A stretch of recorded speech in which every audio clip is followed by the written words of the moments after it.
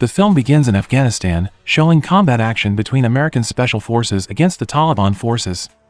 Most of the American military troops were killed in this unexpected battle, while the colonel named Tom Mason was shot in the leg, and a soldier named Jack tried to save Tom. In the midst of an increasingly fierce battle, at the same time a helicopter for assistance arrived. The scene changes 5 years later. It looks like Jack is still haunted by the trauma caused by the battle, but now he has withdrawn from the military world and switched professions to become a mechanic and works in a workshop owned by his uncle named Earl. After work, Jack went straight home and met his wife and children named Charlie and Susan. Now that Jack has financial problems, their house is being confiscated by the bank. But Jack reassured Susan not to worry, because he would soon solve the problem. The next day, Jack went to work as usual. But that morning, a group of gangsters led by a man named Fresh came to the workshop to collect money from Earl. There, they also tried to stab Jack, but Jack refused and chased them all away, so a fight broke out. My bullet is faster. Jack immediately stopped the fight, because Fresh threatened him with a gun. Before leaving, Fresh threatens Jack if Jack will regret looking into trouble with them. After that, Earl came and explained the matter. Turns out, before he built the workshop, he was a former gangster who happened to have a problem with a gangster group led by Fresh. Arriving at the house, Jack saw Fresh had just come out of his house. Seeing that, Jack rushed in and found his wife and child dead. That night, Jack, who still looks sad, is interrogated by the police whether he knows the perpetrator, but Jack does not answer and immediately leaves. The police then ordered his men to follow Jack. As it turns out, Jack intends to find Fresh's whereabouts for revenge. After a night on the streets, Jack finally found Fresh's car parked at a nightclub. He immediately entered carrying a gun and immediately slaughtered Fresh and all his men.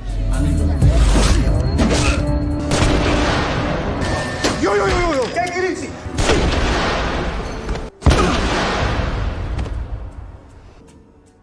As a result of his actions, Jack was eventually imprisoned. 5 months passed. Jack still can't forget the death of his wife and children. That day, Jack was visited by Colonel Tom, his former military leader. Tom intends to seek the help of a lawyer to get Jack out of prison.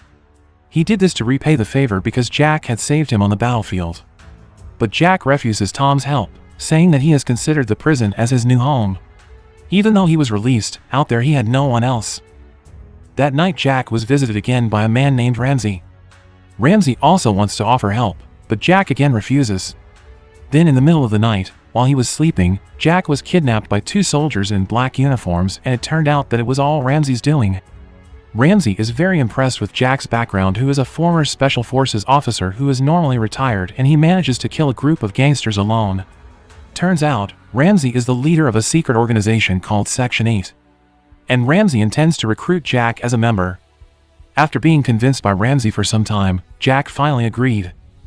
The next day, Jack was immediately taken to a Section 8 building. There, Ramsey introduced Jack to the other members. Jack will be given a new identity, house, vehicle, and other necessities. Ramsey then explained that the Section 8 was specially formed by the government in secret, although it was not recorded in the government files, but this organization was fully facilitated by the state. Their mission is mostly to massacre mafia or high-class criminals who are above the law, including corrupt officials. To be able to join Section 8, Jack must be tested first by seniors. They are named Liza, Brown, Ricky, and Roy. There, Brown feels that Jack is not ready to become a member of Section 8, because he still can't forget his past and is hesitant to attack. But Liza tries to defend Jack, and says that they all used to be the same as Jack when they were first recruited. Long story short, Jack finally got his first mission, which was to snatch the schematic file from a man named Castillo. Castillo is a defense contractor who earns money from illegally selling state-owned weapons. But this time, Castillo plans to sell a weapons-making scheme to a Russian mafia chief, and the transaction will take place in Mexico. To approach Castillo is not an easy thing, because he is escorted very tightly by dozens of heavily armed troops. Then Jack asked, after the scheme was obtained, what would happen to Castillo? Liza replies, of course Castillo must be killed. Because the real mission of Section 8 members is to kill. Long story short, Liza and Jack finally arrived in Mexico. The two of them were already at the place where the transaction would take place. Liza told Jack to act alone. There, Johnny, the head of the Russian mafia, seemed annoyed with Castillo because his arrival from Russia was actually carried out at a garbage dump. Plus, Castillo seemed to talk a lot. Without further ado, Johnny immediately asked for the scheme because he wanted to leave that place immediately. In the middle of the conversation, suddenly a gunshot was heard. Johnny thought that Castillo had set him up so that the situation escalated and the two groups shot each other.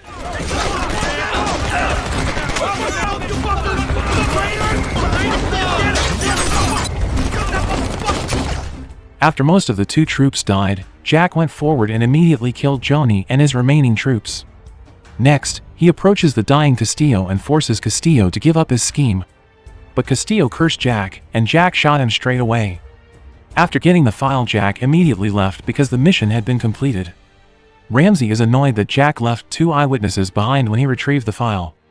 Jack insists that he will not kill two innocent girls. Next, Ramsey assigns a best assassin named Leonard. Leonard is assigned to kill a corrupt official and owner of an illegal gambling establishment. After successfully killing the official, Leonard was attacked by several guards there, but Leonard easily managed to escape from there.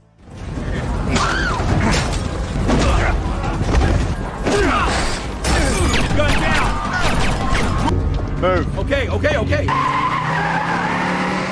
Back to Jack, who just got to his new very luxurious house. The house was provided by the organization's Section 8. There is a photo of Jack's time serving in Afghanistan. Instantly, he thought of Colonel Tom, where at that time only Jack and Colonel Tom survived the mission, while the other troops died on the spot.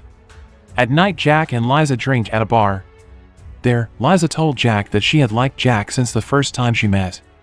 But it seems that Jack still can't forget his wife. The next day, Ramsey again assigned his members to retrieve files belonging to a senator suspected of being involved in corruption and several other crimes. Long story short, Jack and his team started to move. The target was seen giving a speech to his supporters and being escorted by his armed bodyguard. Realizing the security room had been breached, bodyguard immediately secured the senator and took him away from there. Liza manages to download the file, while Jack tries to catch up to the car carrying the senator. After successfully stopping the car, the senator pleads with Jack not to kill him by saying that he has children and a wife. It made Jack hesitate to kill him. But from a distance, Jack's team immediately shot the senator until died. In the evening, Ramsey assigns his troops to kill Jack at his house. Luckily, Jack was aware of their presence and he immediately fled from there. Jack hides in Colonel Tom's house and explains that he is now a fugitive from the Section 8 organization because Ramsey considers Jack useless to his organization. Because on the first mission, Jack had made the mistake of leading two living witnesses. And on the second mission, Jack again made the mistake of hesitating to kill his main target. Tom explained that the Section 8 was not an organization under the auspices of the government. Instead, the organization was a long-standing enemy of the government by the FBI and CIA. At the end of the chat, Jack asked Tom for money and weapons. On the other hand, Ramsey seems to be starting to worry if Jack will reveal the secrets of his organization because Jack is still alive. Later, Ramsey reassigned Leonard to kill Jack. On his escape, Jack accidentally met his son's schoolmate. At the same time, Leonard was watching from a distance. There, the boy said that he had seen Fresh several times chatting with some people dressed in black. Here, Jack begins to suspect that the culprit behind his son's murder is Ramsey. Because the characteristics of the person mentioned by his son's friend was the same as the member of the Ramsey squad assigned to kill him. Then from a distance, Leonard suddenly shot at Jack. And the sound of the gunfire provoked the arrival of the police force. But easily Leonard was able to finish off all the police.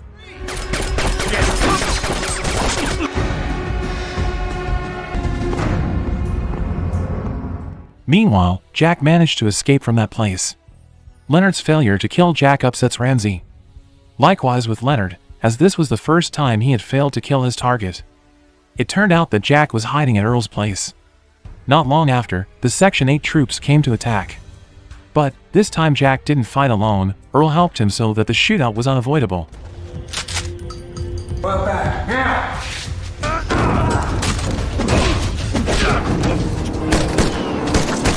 You shoot like a bitch! Oh no! I don't care! Running out of bullets, Brown challenges Jack to a fight with his bare hands. Come on.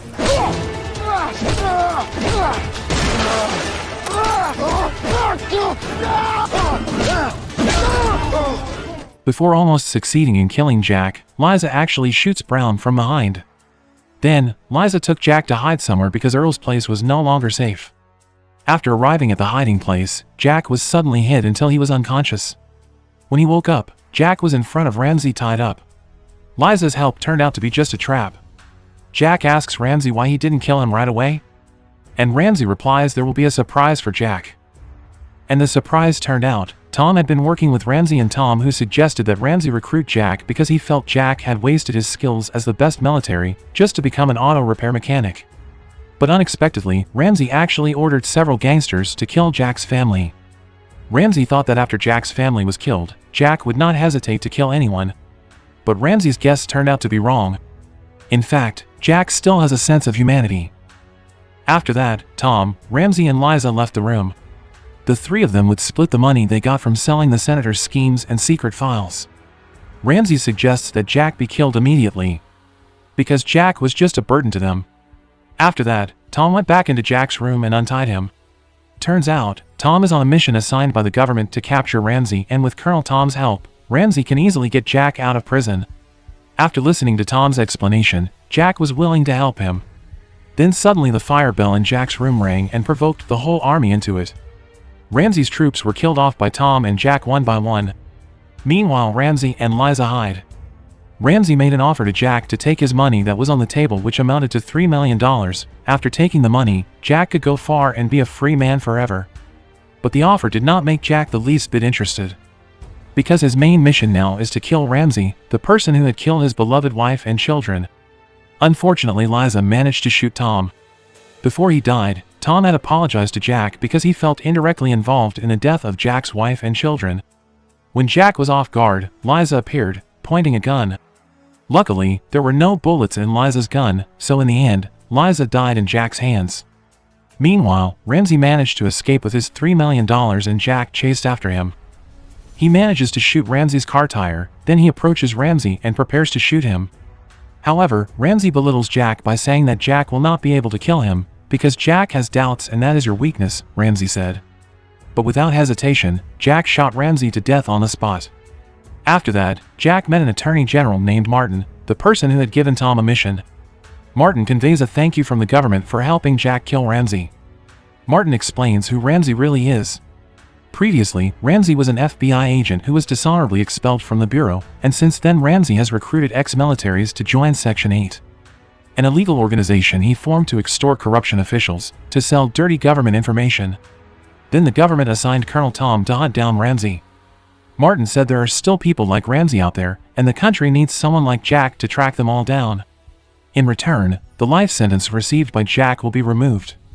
Jack refuses the offer because for him there is nothing more he can fight for because his revenge has been avenged. Before leaving, Martin gave him his business card, because he was sure Jack would change his mind and accept the offer one day. After that, Jack returned to his house and it turned out that Leonard was already waiting for him to complete the mission from Ramsey. Leonard said Ramsey was dead, but his reputation as the best assassin must live on. Jack was beaten badly by Leonard. Luckily, Jack managed to grab his gun that fell on the floor and in the end, he managed to kill Leonard.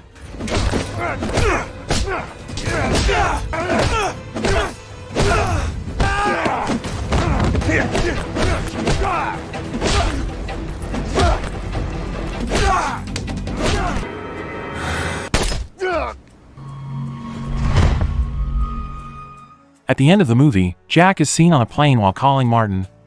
Jack finally accepts the offer given by the government and the movie is finished.